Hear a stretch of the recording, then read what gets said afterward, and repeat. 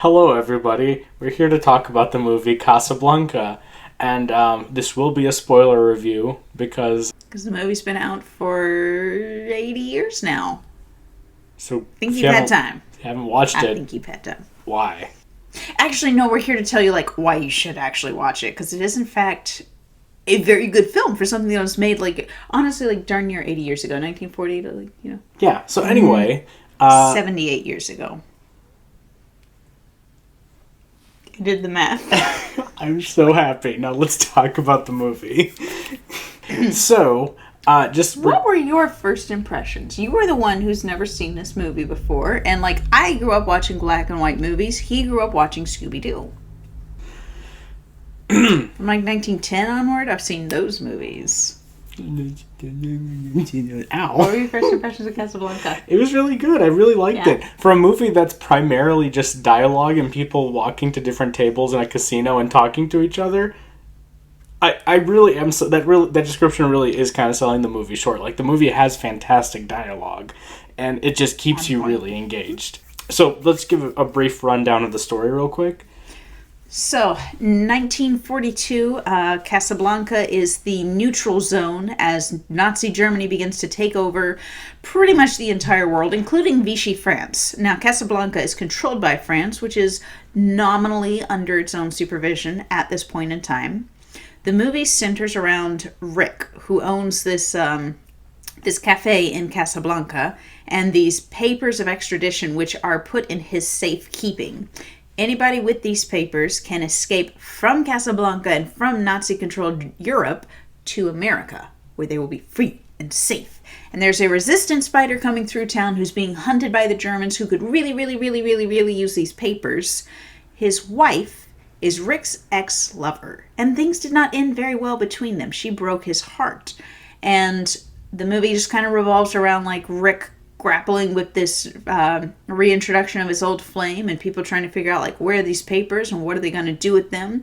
There's a German officer in town putting pressure on the local French officer to hand him that resistance leader.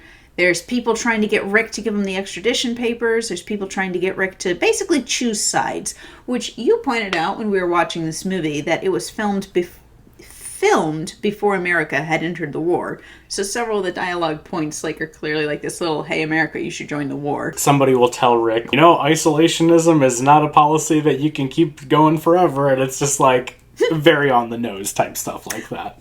Some of them, a lot of it's more subtle than that. But I mean, if you take a look at it from the perspective of Rick as America, Rick can't just stay on the sidelines. He needs to actually stand up for a cause. He needs to stand up for something. That's not to say that this movie just relies on symbolism. It is, in fact, a well-crafted character movie in its own right. And honestly, I was thinking about this today. Okay. Something that I really enjoyed upon rewatching the movie was the amount of time that they spend building Rick up as this strong character. Everybody in the movie clearly wants his favor. They want his attention. They want to be part of Rick's circle. Ugarte comes to Rick and he gives him the papers of extradition that he's hoping to sell because he's I know I can trust Rick. There are people drinking and gambling in Rick's casino who ask hey, is Rick going to come drink with us? Is he going to come hang out with us? And his employee is oh no, he doesn't drink with customers. He doesn't ever do that. And people are constantly looking to Rick and trying to get his favor. There's this French woman who throws herself at Rick and he's basically sucks to be you. And he's just not interested in any romance. So when Ilsa is introduced, the effect that she has on Rick, who's been built up as this very strong, very isolated character, he stands apart because he chooses to.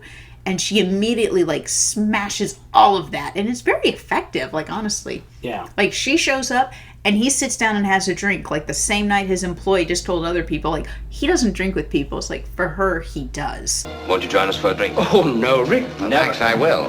Well. Gets drunk, in fact. It's a beautiful breakdown scene by Humphrey Bogart. We should talk about Louis.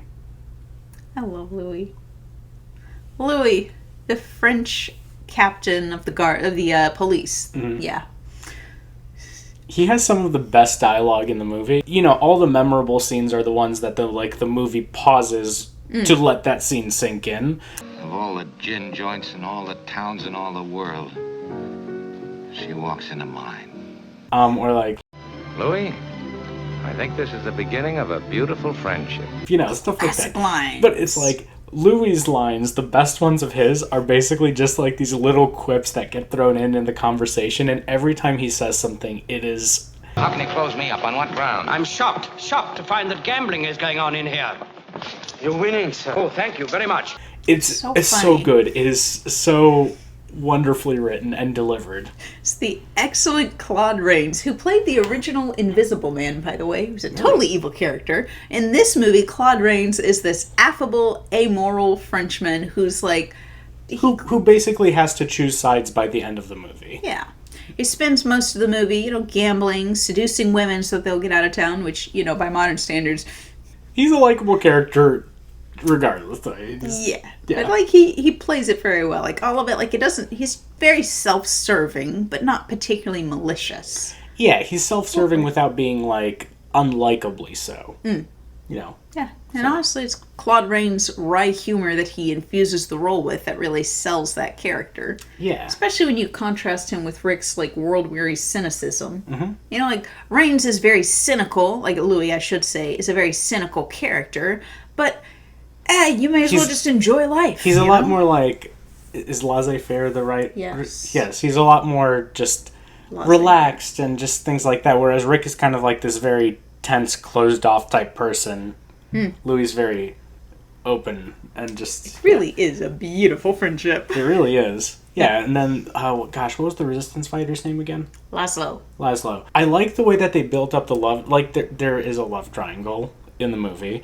Kind of a famous one. Yeah. It's a good one. The way the movie pulls your emotions in the love triangle clashes against what you know is the right thing to do in the movie, which is kind of great when, like, a movie manages to play your emotions against your morality, as it were. Yeah. So... And they do a great job of building Victor up as this paragon. Like, you know, he's the resistance leader. He's so sacrificial, and his wife is just totally in love with him, and they build him up as this paragon. But then, like, in a lot of ways...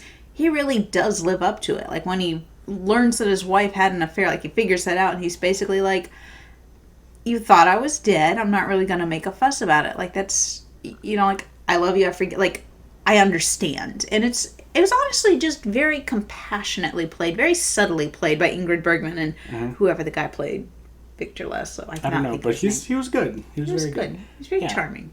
Yeah, he was charming, and he lived up to that paragon status, as it were, but did so in, like, a very human way. Yeah. Like, you could, in fact, see him just being, like, a fiery man. I think the Marseillaise scene is probably the best example. Yeah. The Germans are singing these loud German songs in the cafe.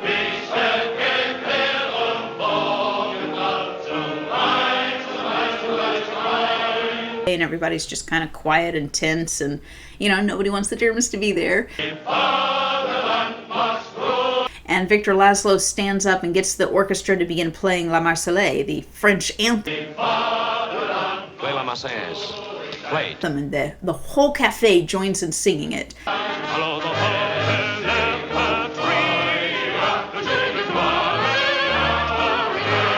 And lovely bit of meta in this is that one of the characters who sings along is this French woman who's, like, crying while she sings. And that actress was, in fact, a French woman who fled her country ahead of the Germans. And, you know, at this point in time, they had no idea whether or not they were going to win that war. And she was singing that song, thinking of her homeland. Tears in her eyes. Like, tears in her eyes. You could see, like, that is not faked emotion. That was one of those, that's not acting. That she put everything she had into that moment. Yeah. So, overall, to wrap it all up, Casablanca is a fantastic movie. You should, in fact, go see it. And justifiably famous. Yeah, justifiably famous. Definitely recommended from us. All right, so with that being said, thanks for watching the video. Make sure to like and subscribe if you like this. We'll probably do reviews like this, like, either weekly or bi-weekly. So, anyway, catch you next time.